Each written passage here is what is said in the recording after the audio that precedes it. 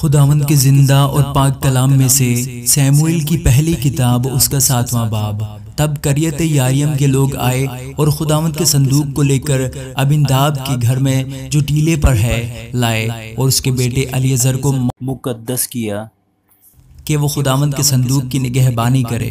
اور جس دن سے صندوق قریت یاریم میں رہا تب سے ایک مدت ہو گئی، یعنی 20 برس گزرے، اور اسرائیل کا سارا گھرانہ خداوند کے پیچھے نوحہ کرتا رہا۔ اور سیموئیل نے اسرائیل کے سارے گھرانے سے کہا، اگر تم اپنے سارے دل سے خداوند کی طرف رجوع لاتے ہو تو اجنبی دیوتاؤں اور استارات کو اپنے بیچ سے دور کرو، اور خداوند کے لیے اپنے دلوں کو مستعد کر کے فقط اسی کی عبادت کرو، اور وہ فلسطینیوں کے ہاتھ سے تم کو رہائی دے گا۔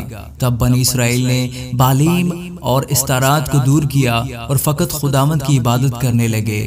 پھر سیموئیل نے کہا کہ سب اسرائیل کو مصفا میں جمع کرو اور میں تمہارے لیے خداوند سے دعا کروں گا۔ سو وہ سب مصفا میں فراہم ہوئے اور پانی بھر کر خداوند کے آگے انڈیلا، اور اس دن روزہ رکھا، اور وہاں کہنے لگے کہ ہم نے خداوند کا گناہ کیا ہے۔ اور سیموئیل مصفا میں بنی اسرائیل کی عدالت کرتا تھا۔ اور جب فلسطینیوں نے سنا کہ بنی اسرائیل مصفا میں فراہم ہوئے ہیں تو ان کے سرداروں نے بنی اسرائیل پر چڑھائی کی، اور جب بنی اسرائیل نے یہ سنا تو وہ فلسطینیوں سے ڈرے۔ اور بنی اسرائیل نے سیموئیل سے کہا کہ خداوند ہمارے خدا کے حضور ہمارے لیے فریاد کرنا نہ چھوڑ، تاکہ وہ ہم کو فلسطینیوں کے ہاتھ سے بچائے۔ اور سیموئیل نے ایک دودھ پیتا برہ لیا اور اسے پوری سوختنی قربانی کے طور پر خداوند کے حضور گزرانا۔ اور سیموئیل بنی اسرائیل کے لیے خداوند کے حضور فریاد کرتا رہا، اور خداوند نے اس کی سنی۔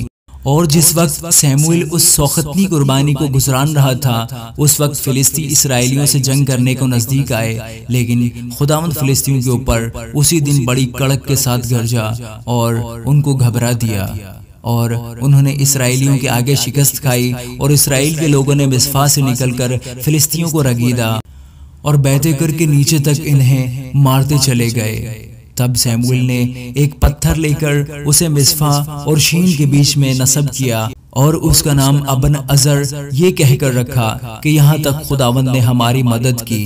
سو فلسطین مغلوب ہوئے اور اسرائیل کی سرحد میں پھر نہ آئے، اور سیموئیل کی زندگی بھر خداوند کا ہاتھ فلسطینیوں کے خلاف رہا۔ اور اکرون سے جات تک کے شہر جن کو فلسطینیوں نے اسرائیلیوں سے لے لیا تھا، وہ پھر اسرائیلیوں کے قبضہ میں آئے، اور اسرائیلیوں نے ان کی نواحی بھی فلسطینیوں کے ہاتھ سے چھڑا لی، اور اسرائیلیوں اور اموریوں میں صلح تھی۔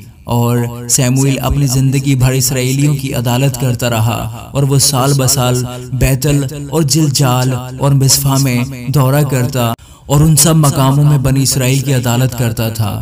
پھر وہ راما کو لوٹ آتا، کیونکہ وہاں اس کا گھر تھا، اور وہاں اسرائیل کی عدالت کرتا تھا، اور وہیں اس نے خداوند کے لیے ایک مذبح بنایا۔